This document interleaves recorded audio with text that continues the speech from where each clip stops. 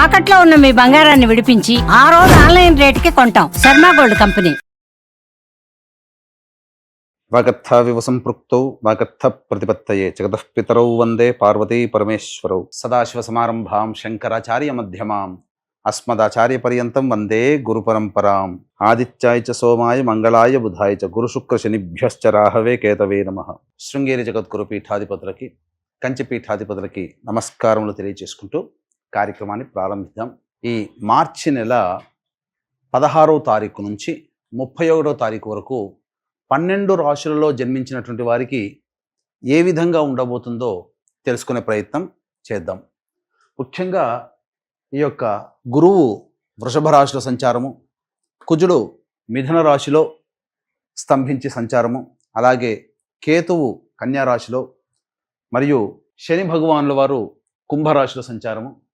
ఇక 12వ రాశి అయినటువంటి మీనరాశిలో శుక్రుడు, రాహువు, రవి, బుధుని యొక్క సంచార ప్రభావం వెరసి ఈ 12 రాశుల మీద ఈ నవగ్రహాల యొక్క ప్రభావం ఏ విధంగా ఉండబోతుంది, అలాగే మనము దైనందినటువంటి జీవితంలో భాగంగా 16వ తారీఖు నుంచి 31వ తారీఖు వరకు మంచి రోజులు ఏంటి, చెడ్డ రోజులు ఏంటి, ఏ రోజుల్లో ఖర్చు ఎక్కువగా ఉంటుంది, ఏ రోజుల్లో ఆదాయం ఎక్కువగా ఉంటుంది, ఏ రోజుల్లో అనుకున్నటువంటి పనులు పూర్తి చేసుకోగలుగుతారనే విషయాల గురించి క్లుప్తంగా తెలియజేసే ప్రయత్నం చేస్తాను.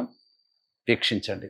ద్వాదశ రాశులలో భాగంగా వృషభ రాశిలో జన్మించినటువంటి వారికి మార్చి 16వ తారీఖు నుంచి 31వ తారీఖు వరకు ఏ విధంగా ఉండబోతుందో తెలుసుకుందాం. ముఖ్యంగా గురువు రాశిలోనే సంచారం చేస్తుండడము, మరియు లాభస్థానంలోకి శని మార్పు 29వ తారీఖు రోజున రావడము, ఇదే లాభస్థానంలో షష్టగ్రహ కూటమి మరియు సూర్యగ్రహణం కూడా ఏర్పడుతుండడం, ఇన్ని కారణాల చేత వృషభ రాశిలో జన్మించినటువంటి వారికి అన్ని విధాలుగా అనుకూలమైనటువంటి యోగ కాలము చెప్పవచ్చు.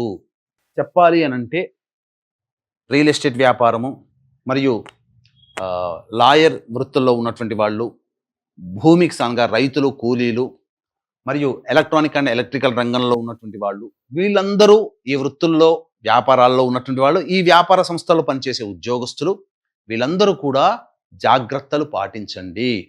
ఇబ్బందికర పరిస్థితులు అనేటువంటివి మొదలవుతున్నాయి. మిగతా అన్ని రంగాలలో, అన్ని వ్యాపార సంస్థ, మిగతా అన్ని రకాల వ్యాపార సంస్థల్లో ఉన్నవాళ్ళు, ఆ వ్యాపార సంస్థల్లో పనిచేస్తున్నటువంటి ఉద్యోగస్తులు ఈ వృషభ రాశి వారికి చెందినట్లయితే వాళ్ళందరికీ కూడాను యోగదాయకంగా ఉంటుంది. అద్భుతమైనటువంటి యోగం అనేటువంటిది మీకు అన్ని విధాలుగా కలిసి వస్తుంది. ఇటు శని మార్పు, ఇటు సూర్యగ్రహణము, అలాగే షష్టగ్రహ కూటమి, అన్ని విధాలుగా శుభకరమైనటువంటి గ్రహాలన్నీ కూడా యోగించేటువంటి పరిస్థితి మీకు ఉండడం, తద్వారా మంచి జరిగేటువంటి అవకాశాలు ఎక్కువగా గోచరం అవుతున్నాయని చెప్పవచ్చు.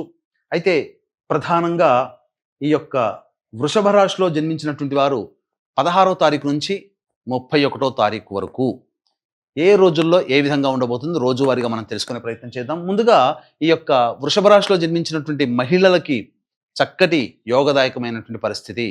మీరు గత కొన్ని రోజులుగా ఇబ్బంది పడుతున్నటువంటి అనారోగ్య సమస్యలు కావచ్చు, లేకపోతే వృత్తి ఉద్యోగ వ్యాపారాల్లో ఉన్నటువంటి సమస్యలు కావచ్చు, ఆ సమస్యలన్నీ కూడాను బయటపడే మార్గాలు మీకు గోచరమవుతాయి.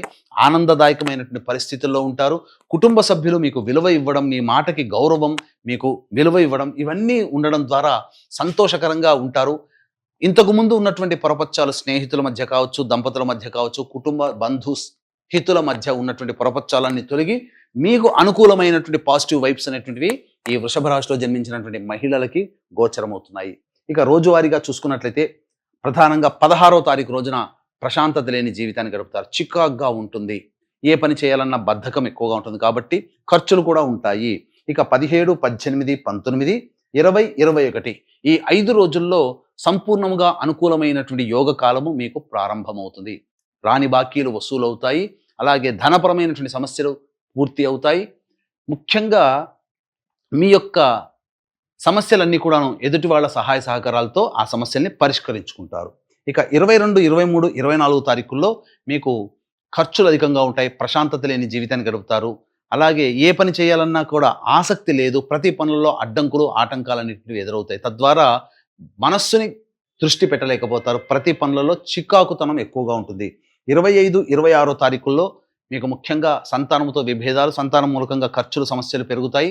అలాగే ప్రధానంగా వృత్తిపరంగా ఉన్నటువంటి వాళ్ళకి మాత్రం ఇబ్బందికర పరిస్థితులు ఈ 25, 26 తారీఖుల్లో ఉంటాయని చెప్పవచ్చు. ఇక 27, 28, 29, 30 ఈ 4 రోజుల్లో సంపూర్ణమైనటువంటి యోగాన్ని అనుభవిస్తారు. రాని బాకీలు వసూలు అవ్వడం, ఉద్యోగంలో పేరు ప్రతిష్టలు, వృత్తి వ్యాపారాల్లో మీకు విలువ పెరగడం, ధనపరమైనటువంటి సమస్యలు పూర్తి చేసుకుంటారు. అధిక ధనాదాయం కూడా గోచరమవుతుంది. 31వ తారీఖు రోజున మాత్రం ఖర్చులు అధికంగా ఉంటాయి. ప్రశాంతత లేని జీవితం గడుపుతారు. వెరసి చూసుకున్నట్లయితే ప్రధానంగా 20, 21, ప్రధానంగా 22, 23, 24, 31 ఈ 4 రోజుల్లో మీకు ఖర్చులు అధికంగా ఉంటాయి కాబట్టి జాగ్రత్తలు పాటించండి. ఖర్చుల శాతాన్ని తగ్గించుకునే ప్రయత్నం చేయండి.